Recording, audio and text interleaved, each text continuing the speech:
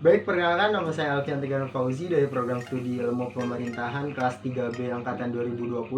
Kali ini saya akan menjelaskan mengenai pengertian, pendekatan, dan juga sejarah birokrasi sebagai ujian akhir semester mata kuliah birokrasi pemerintahan. Dosen pengampunya yaitu Ibu Dewi Nur Aziza SIP MA. Tanpa atau kita sadari, birokrasi juga ternyata sudah melekat dalam kehidupan sehari-hari kita. Contohnya yaitu pemerintahan daerah sebagai bentuk birokrasi di bidang pemerintahan umum, lalu ada sekolah dan juga rumah sakit sebagai bentuk birokrasi di bidang pembangunan, dan dinas kependudukan dan catatan sipil sebagai bentuk birokrasi di bidang pelayanan. Untuk mendalami pengertian birokrasi lebih lanjut, mari kita lihat penjelasan mengenai pengertian birokrasi berikut. Pengertian birokrasi secara literal. Istilah birokrasi itu sendiri mulai diperkenalkan oleh filosof Prancis Baron de Grimm dan Vincent de Gournay dari asal kata bureau yang berarti meja tulis, kratos yang berarti pemerintahan, di mana para pejabat atau pemerintahan saat itu bekerja di meja tulis tersebut. Kita mengetahui dari sejarah bahwa pemerintah Prancis dan negara Eropa lainnya pada saat itu dikenal memiliki kinerja yang sangat buruk, serta mengeksploitasi rakyatnya secara berlebihan.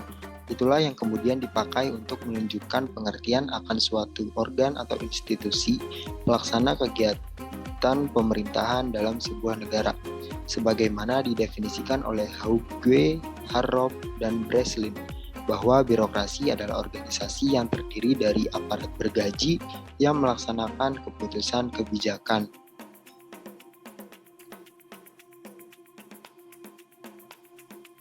Nah, beberapa pengertian pada birokrasi. Yang pertama, birokrasi dalam pengertian yang baik atau rasional, bureau rationality. Tokohnya yaitu Hegel dan juga Weber. Nah,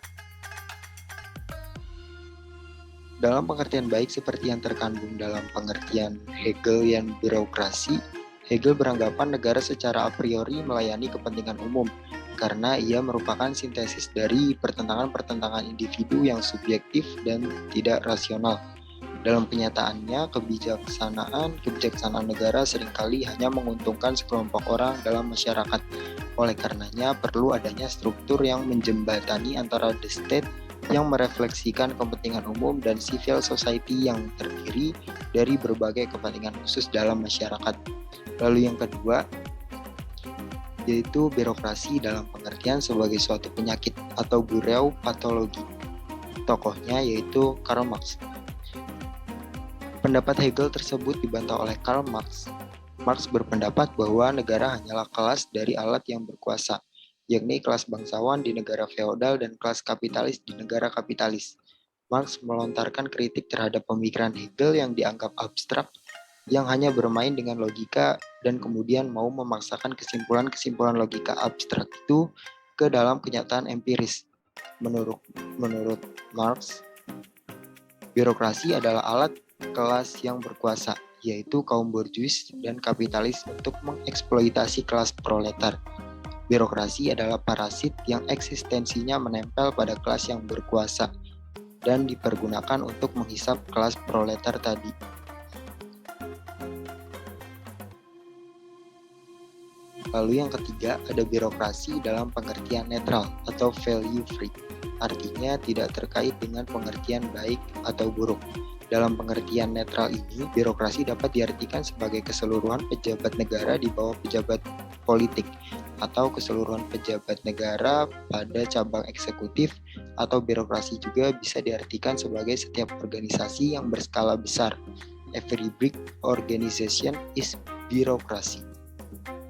Pendapat-pendapat lain dari para ahli juga muncul sebagai tanggapan mereka apa itu birokrasi. Nah, yang pertama yaitu Lance Castel. Lance Castel menekankan birokrasi sebagai orang-orang yang bergaji yang menjalankan fungsi-fungsi pemerintah, termasuk di dalamnya adalah para pejabat, tentara, dan birokrasi militer.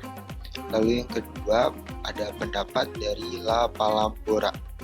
Menurut La Palambora, birokrasi terdiri dari unsur-unsur pimpinan, yaitu pimpinan pejabat dalam organisasi pemerintahan, baik di pusat maupun di daerah.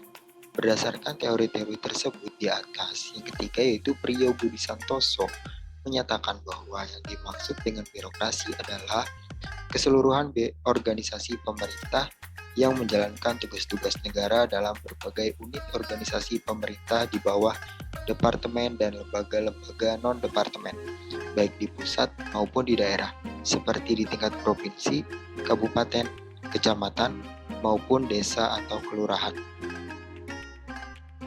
Berdasarkan perbedaan tugas pokok atau misi yang mendasari suatu organisasi birokrasi, sekurang-kurangnya dapat dibedakan menjadi 3 kategori, yaitu yang pertama birokrasi pemerintah umum, yaitu rangkaian organisasi pemerintah yang menjalankan tugas-tugas pemerintahan umum termasuk memelihara ketertiban dan keamanan dari tingkat pusat sampai daerah hingga provinsi, kabupaten, kecamatan, dan desa. Tugas-tugas tersebut lebih bersifat mengatur atau regulatif function.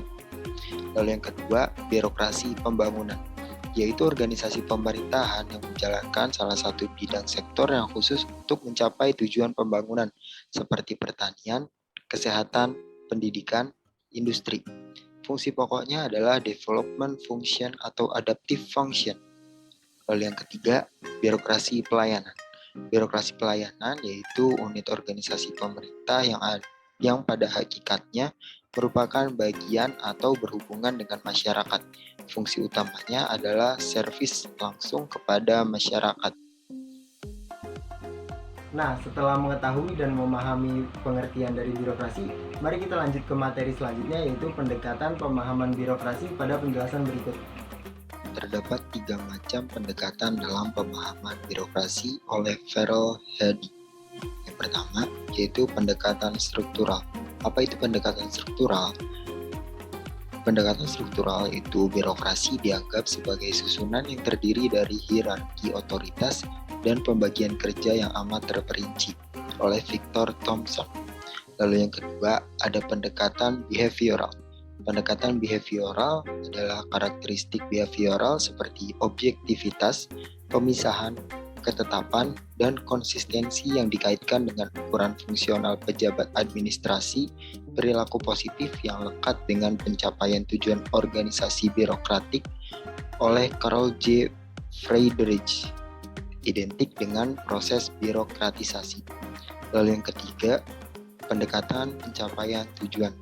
Nah, pendekatan pencapaian tujuan adalah birokrasi sebagai alat pencapaian tujuan organisasi.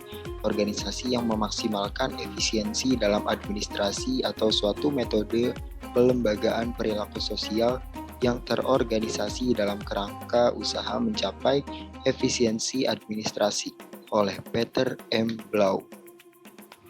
Setelah mengetahui pengertian dan pendekatan birokrasi, belum lengkap rasanya apabila kita belum mengetahui sejarah dari birokrasi itu sendiri.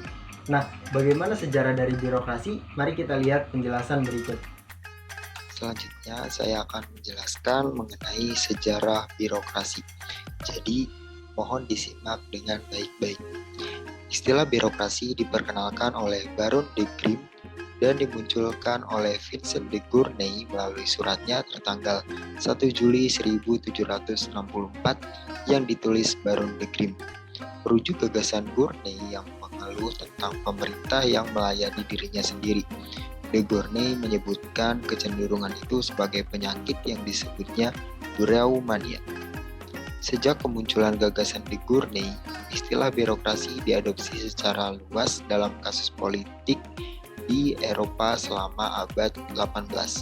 Istilah Prancis bureaukratik ini dengan cepat diadopsi dalam makna yang sama di Jerman dengan sebutan Kureaukratie yang kemudian menjadi burokratie. Lalu di Italia menjadi burokrazia dan di Inggris menjadi bureaucracy. Derivasi dari istilah birokrasi juga berkembang secara luar biasa selepas periode de Gournay. Muncul istilah birokrat, birokratisme, birokratik, dan birokratisasi.